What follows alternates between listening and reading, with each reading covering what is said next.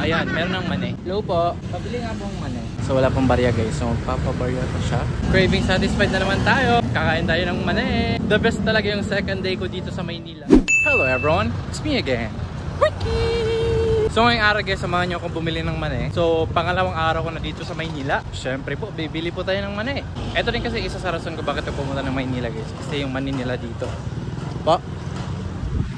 Pababili daw sila ng t-shirt. Saka na lang mga friend. So tatawid lang tayo dito.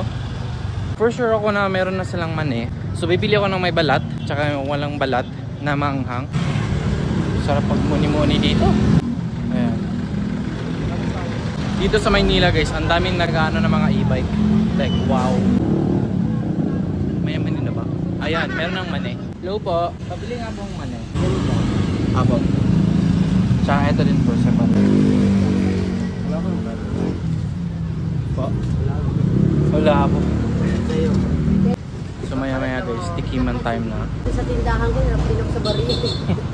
So wala pong barya guys, so magpapabarya pa siya. So ito yung itsura dito guys, sa kanila pong palengke.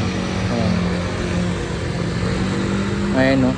Doon ang banda, may nagtitinda ng mga fishball or mga street food. Dito banda mga bigasan, ayan. Ayan.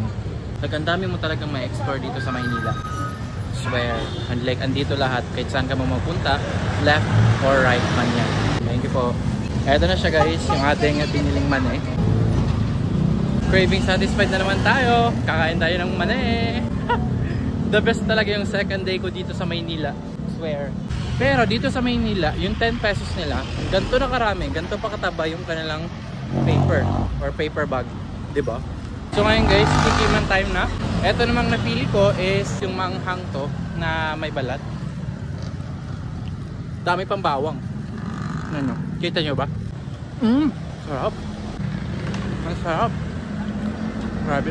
And maybe that's it for now. It's me again, Ricky! See you later. Bye-bye!